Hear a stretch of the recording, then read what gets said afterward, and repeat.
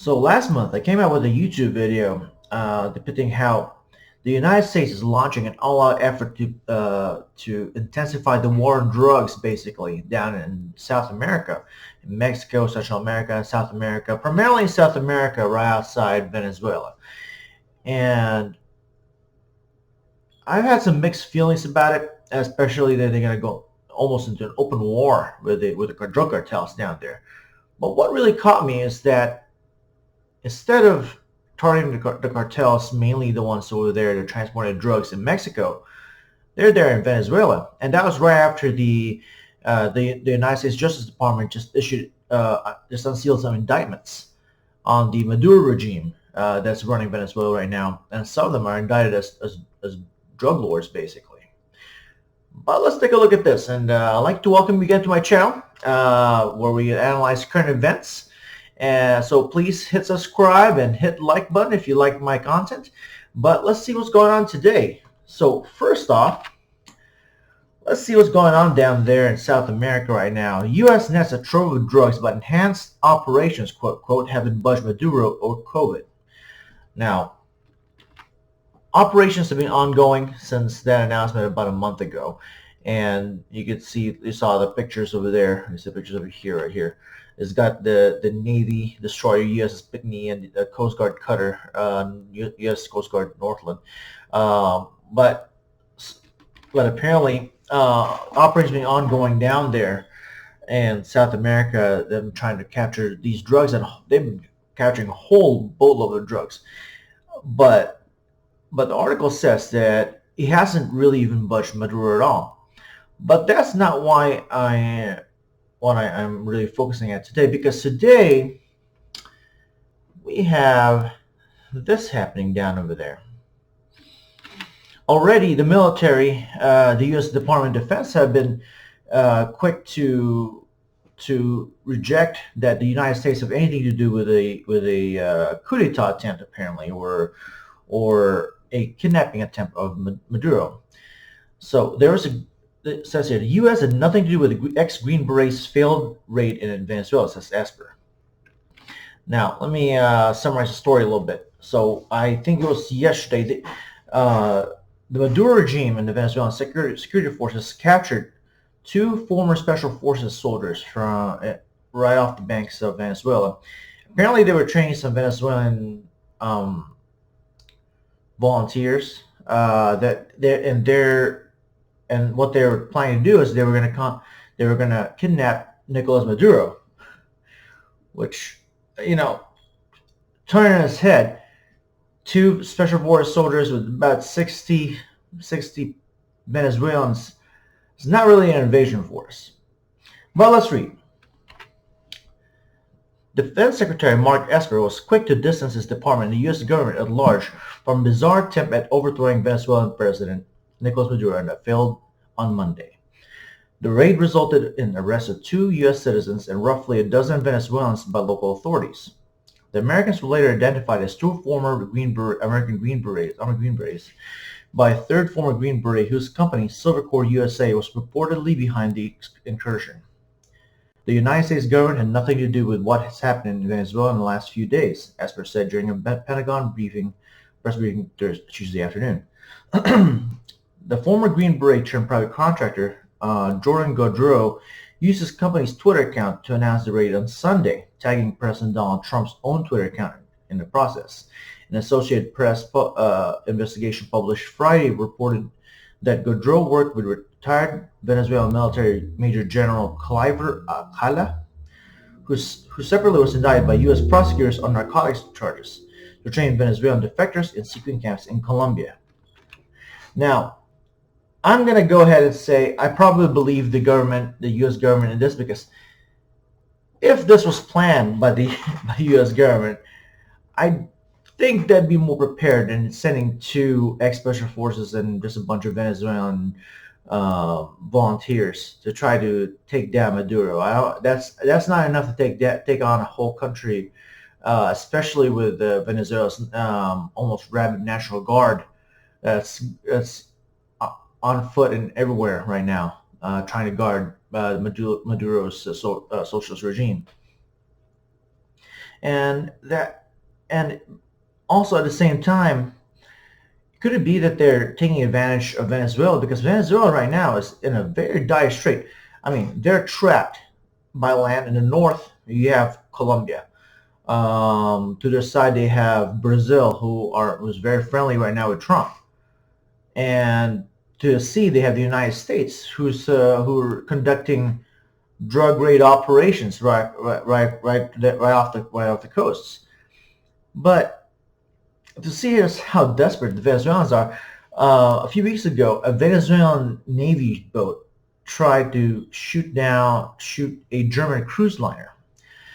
And I want to show this to you because this is kind of pathetic attempt by Venezuela really to commandeer a German cruise liner. A Venezuelan Navy boat rams a German cruise ship and sinks. The German vessel was heading to a Venezuelan island for repairs when it was shot at and rammed by the Navy patrol boat. The cruise firm says the ship suffered minor damage, but the smaller boat sank. If that's not a sad state of their Navy, I don't know what is, because that is ridiculous. They try to commandeer a German cruise liner, and yet they got they got sunk out of that. But could it be that these Green Berets are taking advantage of the situation? It's possible. It's certainly possible that they were, but anybody with a rational head could tell you that's not likely to work. And I don't know what they were doing there. Honestly, I believe they've done more damage than good. This may have strengthened Maduro and his hold, especially with the people in Venezuela and are suffering with COVID. We don't know what their condition is in Venezuela. But what really scares me the most is really the response right now from the State Department. Look at this. The U.S. will use every tool, and that's in quotes, to get ex-soldiers back from Venezuela, Pompeo. Now, I don't mind rescuing Americans. I don't mind rescuing Americans at all. Matter of fact, I believe that we should never leave our men behind. But it's scary. Yesterday, I was just talking about China and the potential effects of this coronavirus is that we may go into some sort of war with China. And now we're bubbling up on the surface now with Venezuela. The U.S. will use every tool available to secure the release of 2 former American soldiers believed to be held in Venezuela, Secretary of State Mike Pompeo said on Wednesday. Venezuelan officials claimed this week that 2 former Special Forces soldiers, Luke Denman and Ari Berry, were among the mercenaries taken into custody after a botched coup attempt to overthrow Venezuelan socialist strongman Nicolas Maduro. Pompeo stopped short of confirming the 2 Americans were being held in South American nation, calling it a consular matter. We will start the process of trying to figure out a way, if in fact these are Americans that are there, that we can figure out a path forward. We want to get every American back. If the Maduro regime decides to hold them, we'll use every tool that we have available to try and get them back. If we had been involved, it would have gone differently. And I agree with that. If the United States government had been involved in this situation, I think 10 out of 10, Maduro would have been done. But now that Maduro is basically holding these Americans, I don't know what's going to happen. Maduro regime is a very brutal regime. So I want to say evil, but what they do is very evil in many ways. It's torturing dissidents and not allowing people to be heard. And in many ways, my heart goes out to the Venezuelans. And that is an effect of a socialist country. Many people here in the United States, they praise socialism as if that's the answer to our problems. But all socialism will do is create a new class of elites. People complain about the class of elites of the rich that we have here, and how there's separation of rich and the poor, and how it keeps getting further and further apart. Well, in socialist countries, it's the same thing, except everybody else is much poorer, and you have a few wealthy rich people up in the top. And I'll show you this article here. This is an article from NBC. This is written by a Venezuelan American, Mariana Atencio. It says here, as COVID spreads in Venezuela, the new elites kept partying. I had to get my mom to safety. Even before the coronavirus, Venezuela also lacked running water, protective equipment, and even power. Every Venezuelan deserves better. Now, I don't know how many times we have to repeat this mantra, this basically common knowledge already that if you have a socialist country, your people will suffer. Everybody is poor. Every every item is rationed. The socialist country will try to make everything equal for everybody. Well, what that creates is that everybody else is equal. Some people are just more equal than others because somebody's got to run the country, right? And that's an unfortunate fact of Venezuela. They were one of the richest countries in South America, and now they're one of the poorest. And you can just see it right across the border in Colombia. Colombia is doing very well right now and trying to respond to the COVID-19 epidemic or pandemic, but we don't know where Venezuela is. Let's read a little bit more because it's a very heartbreaking story, and I just want this to kind of meld in your heads right now, to see how she sees things. Global pandemic. Those two words set my whole family in a frenzy. As the world's borders shut down, my biggest fear wasn't for my own health. It was for the life of my 66-year-old mammy living alone in Venezuela, our home country of 26 million people, where unofficial estimates indicate the number of intensive care beds is less than 100. And while being worried for the health of an elderly relative is perhaps one of the most common feelings at the moment, the trauma of losing my pappy to seasonal flu in Venezuela just 2 years ago intensified my worry into a panic. When he got ill there in 2018, there were a lot of power outages in some of the country's intensive care units. Doctors were telling me how to get basic medicines on the black market, and many hospitals just didn't have gloves, masks, or even running water. We lost my dad in just 3 weeks, and all of that was before the novel coronavirus. I won't let this happen again, I said to myself in March. My siblings and I had to get mommy out of Venezuela. The country had been on the brink for a while. The International Monetary Fund estimated Venezuela's inflation rate would hit 10 million% at the end of last year. Since the drop in oil prices, the country's main source of revenue, began in February this year, the crisis has spun out of control. Its effects getting worse by the day. Lines for gas are now so long that some doctors have to ride their bikes to get to the emergency room. In a video circling on Twitter, a doctor pleaded with the military to help them get gas. We've been in line for 2 days. We're the soldiers now, he says. Now, he says here, she says here, let us know about the actual spread of coronavirus in Venezuela.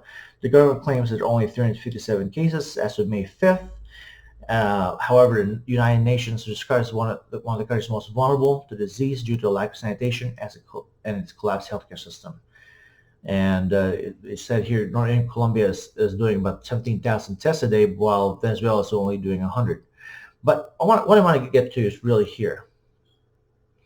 What's worse, the ongoing humanitarian crisis is compounded by a shamelessly corrupt new revolutionary elite that didn't think that the virus had anything to do with them. In an Instagram post from March 21, Jesus Amoroso, the son of dictator Nicolas Maduro's top anti-corruption official, posed in front of a luxury SUV while giving the finger. The caption read, "If I have it, if I don't, suck it, gossipers." He then posted a video rapping, "I'm enjoying it because I can." In 2017, his father Elvis Amoroso was sanctioned by the U.S. Department of Treasury for alleged corruption. Amoroso Jr.'s post was a response to news reports which revealed he hosted an island party on a white sand beach of Los Roques, an archipelago off the coast of Venezuela, where George H.W. Bush once famously fished, on the same week when I was trying to get my mom out. By then, the news of the pandemic and what it could do to the country's depleted health system were widely known. People watched online as the offspring of Venezuela's rulers cheered bikini-clad women with cigarettes, luxury handbags, and cell phones in hand, twerking on the beach and to house music. And there you have it. The new elites, the ones who are more equal above all the other equals, are partying away while Venezuela is suffering in this global pandemic right now. And that is what you get when you have a social system. And it's unfortunate, it's sad that people still praise this system and still want to have this system. It sounds nice in paper, but in reality, nobody wants to live in it. Nobody wants to be there. People want to escape it. Be thankful for what you got and what you have. You have a you have a lot of things going for you here in America. I mean, right now we're down a little bit down in the dumps, but Americans have always been resilient. If history serves right, we'll come out of this together. And that's all I have for you for today. I hope you like my content. So please hit like, subscribe, and please comment. Leave your comments down below, and please give me some advice on how I can improve my content. I like to hear from everybody, and also please share the video wherever you can if you like what you hear. Thank you very much, and hope to see you next time.